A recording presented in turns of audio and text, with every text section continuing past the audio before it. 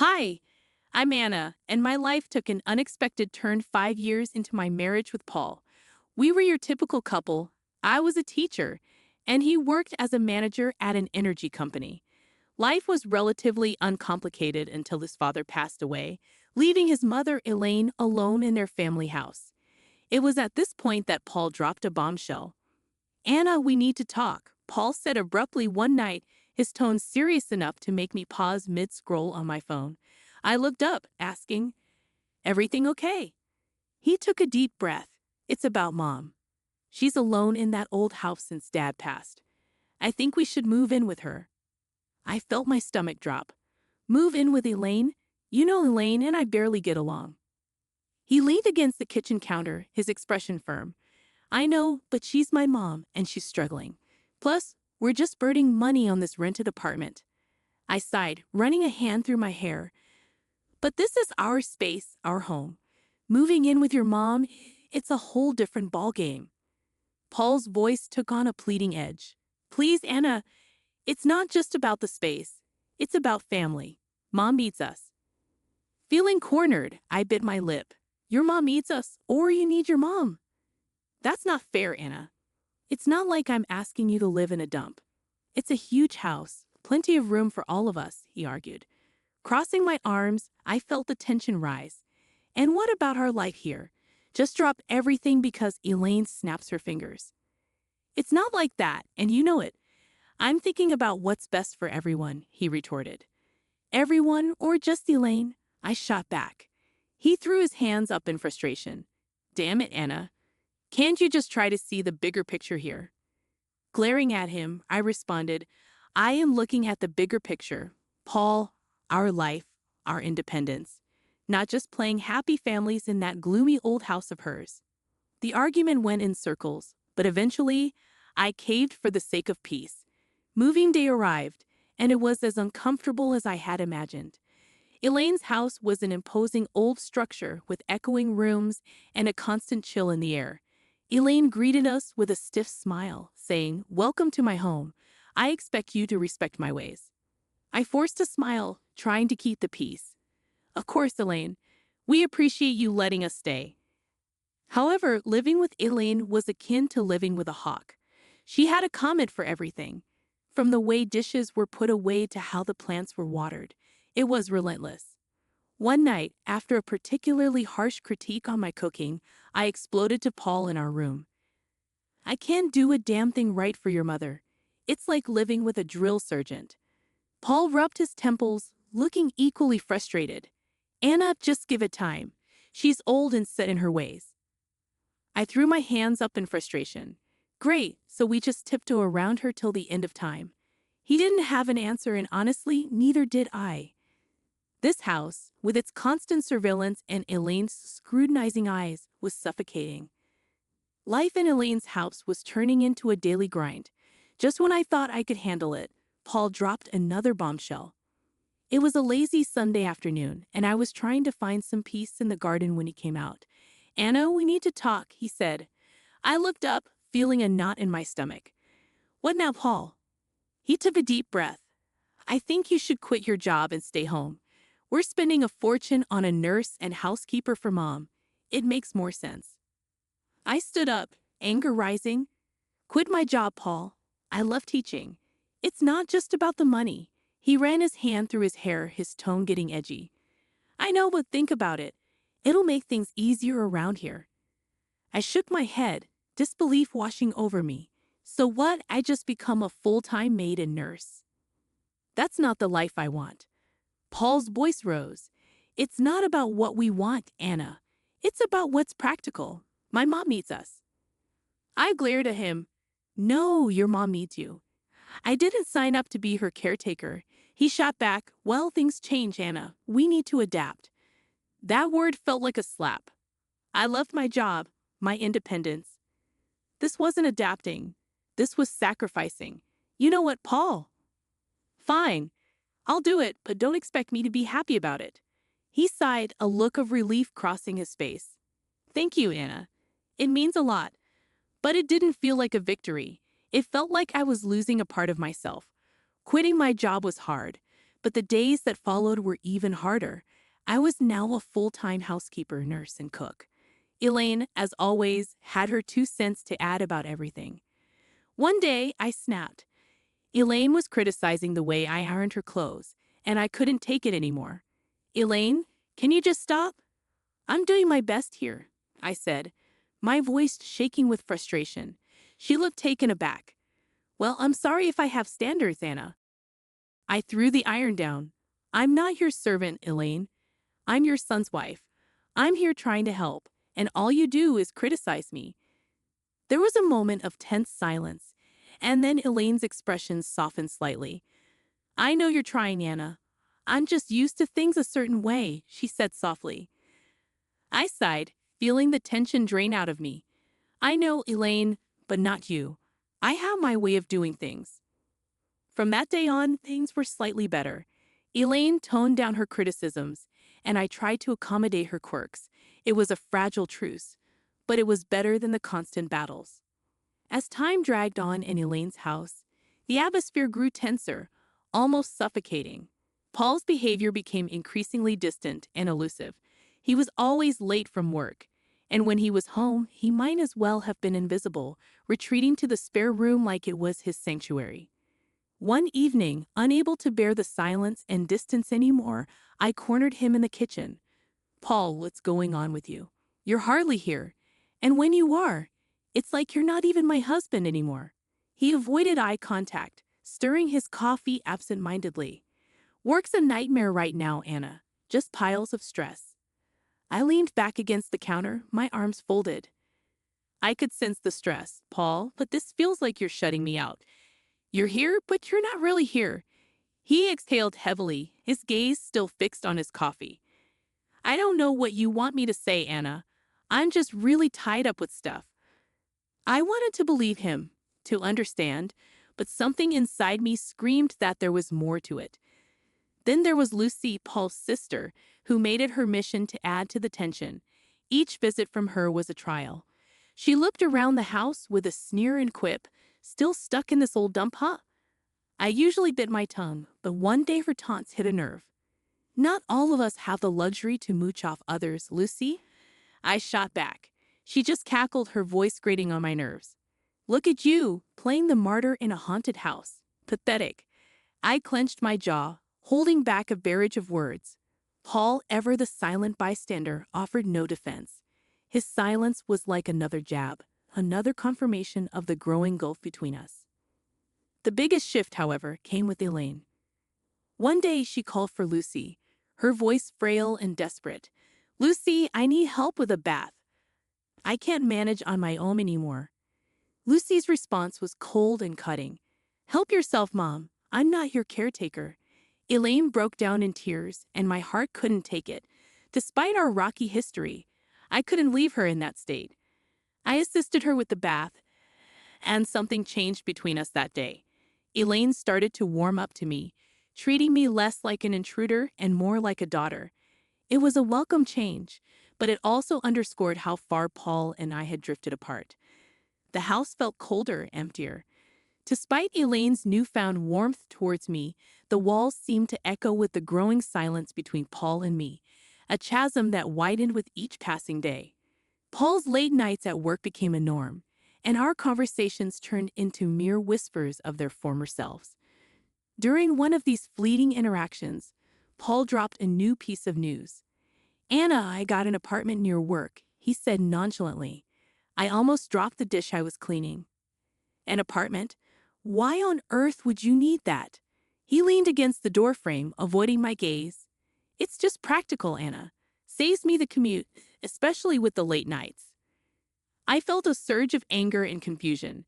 And you just decided this without talking to me? What are we, roommates now? He shrugged, his indifference cutting deep. I thought you'd be happy, less stress about me coming home late. I shook my head in disbelief. Happy, Paul? This feels like you're living a double life. What's next? You'll tell me you have a second family? He sighed, rubbing his forehead.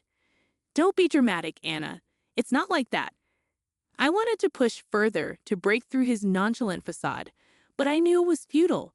The conversation ended there, as did many of our conversations those days. The true shock came a few days later in a candid conversation with Elaine. We were in the living room, sharing a rare moment of calm, when she suddenly said, "You know, Paul didn't buy that apartment with his money." I looked at her, puzzled. "What do you mean?" She hesitated, then continued, "He used my savings. He said it was an investment, and he even put it in my name." I felt my heart sink. "He's been using your money, and you're okay with this?" Elaine shrugged, a sad look in her eyes. "I couldn't say no. He's my son. But I thought you should know." I was speechless. Paul's secret apartment was one thing, but using his mother's savings under the guise of an investment felt like the man I married was slipping away, replaced by this stranger with secrets and lies. A few days later, I confronted Paul about it. "Paul, why didn't you tell me the apartment was bought with your mom's money?" He was unapologetic, almost defiant. "Because I knew you'd react like this. It's an investment, Anna.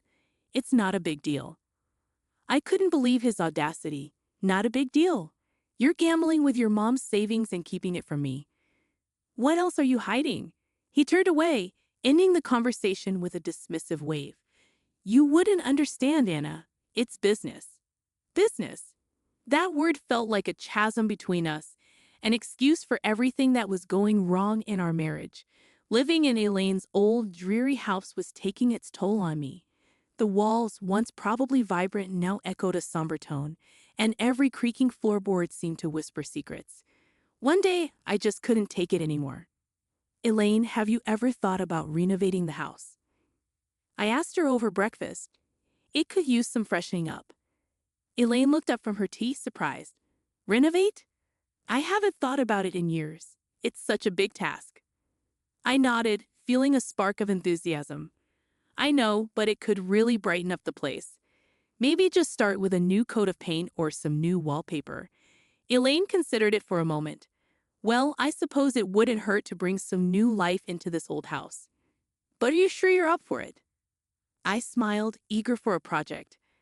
"Absolutely. It'll be a good change." And so it began. I threw myself into the renovation, painting walls, choosing wallpapers, and even attempting to restore some of the old furniture. It was hard work, but it felt good, like I was breathing life back into the house and, in a way, into myself. One day, while I was up to my elbows in paint, Paul walked in. He looked around, his expression one of shock and disbelief. "What the hell, Anna? What are you doing to my mom's house?" I stood up, wiping the sweat from my brow. "I'm renovating, Paul, like I told Elaine. It's time this place got a little love and care." Paul's face reddened. "You had no right to start changing things without asking me. This is my family home, not some DIY project." I felt my temper rise. "Your home? When was the last time you even cared about this place, Paul? I'm doing something good here." He took a step closer, his voice rising. "You're overstepping, Anna. You always do this. Try to control and push everyone else aside." I stared at him incredulously. "Take control, Paul. I'm trying to make this gloomy place livable. Maybe if you spent more time here, you'd see that." Before Paul could retort, Elaine walked in. "What's all this noise about?" Paul turned to her. "Mom, did you know about this? About her changing the house?" Elaine looked from me to Paul, then back again. "Yes, I did, and I'm glad she's doing it. This house needed a change, and Anna's doing a wonderful job." Paul looked like he'd been slapped. "But it's our family home," he protested. Elaine cut him off, her tone firm. "It's my home, Paul, and I want this. Anna has every right to do what she's doing." Paul stormed out of the room, leaving me and Elaine in an awkward silence. I felt a mix of victory and sadness as the house underwent transformation, but the gap between Paul and me seemed to grow wider. The day Elaine suffered a stroke, our world turned upside down. I was there, witnessing her sudden decline, her words slurring, her body weakening. Panic gripped me as I called for help, my voice quivering with fear. In the hospital, the grim reality set in. Elaine needed constant care. I looked to Paul for support, but he was distant, his eyes void of concern. "Anna, I can't deal with this." "I have enough on my plate," he said, his voice cold. I was stunned. "You can't deal with this, Paul." She's your mother. He shrugged, his response cutting like a knife. Yeah, and she's been a burden for years. This is just the cherry on top. I couldn't hide my disgust. She's not a burden, Paul. She's family. She needs us. His laugh was bitter. Us? No, Anna. She needs you. I've got other things to handle. I was left speechless, my respect for him sinking. I took it upon myself to care for Elaine. It was hard watching the once strong woman confined to a bed, dependent for every little thing. As I became Elaine's primary caregiver, Paul's visits grew rarer, and his indifference more apparent. His visits were short, his conversations with Elaine brief and superficial. Then Lucy came. I overheard them in the living room, their words like venom. We should start thinking about the will, dividing the assets, Lucy said, her voice devoid of any emotion. I burst into the room, fury coursing through my veins. How can you be so heartless, discussing her will right in front of her? She's still here. Lucy smirked, her words sharp. Oh, look who's talking, the saintly daughter-in-law. This is our family's matter, stay out of it. Paul chimed in, his voice laced with cynicism. Anna, just drop it. It's practical to plan these things. No use pretending she's going to bounce back. I was aghast at his cruelty. Practical? She's your mother, Paul. How can you be so callous? He shrugged his reply, cold and detached. Likes callous, Anna. Better get used to it. I turned away, my heart heavy with disgust. The following weeks, I devoted myself to Elaine's recovery, and to my surprise, she showed signs of improvement. Her fingers twitched, her speech cleared, and she even managed a few steps. It was a miracle to me, but a nuisance to Paul and Lucy. Their true colors were now vividly clear. Their mother's plight was nothing more than an inconvenience, a hurdle in their path of inheritance. The betrayal stung deep, not just as a daughter-in-law, but as a human being. Life had settled into a grim routine. Elaine's health was a constant roller coaster, with small victories overshadowed by the looming fear of the worst. Then it happened, another stroke, this time more severe. The call from the hospital felt like a punch to the gut. Elaine didn't make it. The funeral was a somber affair. I stood beside the grave, my heart heavy, watching as people paid their respects. That's when Paul arrived, and with him, a woman I didn't recognize and two small kids clinging to her hands. Who's she? I whispered to myself, my eyes fixed on the unfamiliar woman. Paul approached, his expression unreadable. Anna, this is Carol, my wife, and these are our kids. I felt like I had been slapped. Your wife? When did this happen?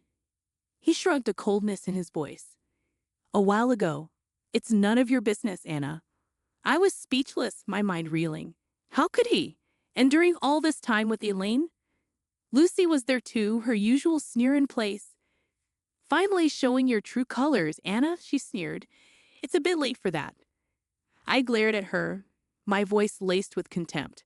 I was here for Elaine when you both abandoned her. Don't you dare judge me. Paul interjected, let's just get this over with. We have other matters to discuss.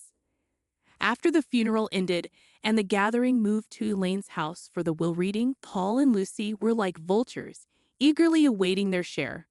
The lawyer began reading the will, and that's when the bombshell dropped. Everything, the house, the money, all of it was left to me. Paul's face went from smut to shocked. What the hell? This can't be right. Lucy was fuming. She was our mother. How could she leave everything to this nobody? I stood there stunned, not sure how to feel. Happy? Vindicated? It all felt hollow. Paul turned to me, his voice filled with accusation. You manipulated her, didn't you? Turned her against? I shook my head, disbelief and anger mixing in my voice. I did nothing but care for her, which is more than I can say for you, I said as the lawyer intervened. Elaine was very clear in her will. Lucy was seething. This is not the end. We'll contest this. There's no way we're letting her get away with this, she declared as they left in a huff. I stood there alone in the house that was now legally mine, the walls witnessing so much pain, betrayal, and love. I looked around, feeling the weight of Elaine's last act of kindness and the burden of a broken family. The house felt different now, like it was echoing with Elaine's last wishes. I was sitting there holding the will, still trying to get my head around everything. Elaine had left it all to me, and Paul and Lucy were raging mad about it. They came back the next day all fired up. "You really think you can just take everything?" Paul burst out as soon as he stepped in. I looked up, tired but standing my ground. Elaine decided this, Paul. It was her choice. Lucy was red in the face, yelling, "You tricked a sick old lady? We won't let you get away with this." I stood up, fed up with their nonsense. "Tricked? I was there for her, unlike you two. She chose to leave it to me," I said firmly. Paul was fuming. "So you think you've beaten us? You think you can just snatch everything away?" I let out a heavy sigh. "I didn't snatch anything, Paul. Elaine gave it to me because she knew I actually cared." Their yelling didn't stop, but it was just noise against the truth I knew. I was there for Elaine when they weren't. The lawyer showed up with a video Elaine had made. Her voice filled the room as she said it, clear as day. "I left everything to Anna because she was like the daughter I never had. She was there when my own kids weren't. She deserves it all." The room went quiet. Paul looked like he'd been punched in the gut, and Lucy started crying, finally realizing what they had done. After that, Paul and Lucy left, and all their threats just fell flat. I was alone in the big house, surrounded by the past and thinking about the future. I decided to divorce Paul. It was tough, but it had to be done. He and his new family had to move to a rental place. Lucy had her own mess to deal with. Her debts and bad choices were catching up to her. As for me, I was standing in my new house, feeling sad but also kind of excited. Elaine's will wasn't just about the house and money. It was like she was telling me to be strong and make my own way. I decided to start over, using what Elaine left me to build something new for myself. The house, once a reminder of tough times, was now a place for new beginnings.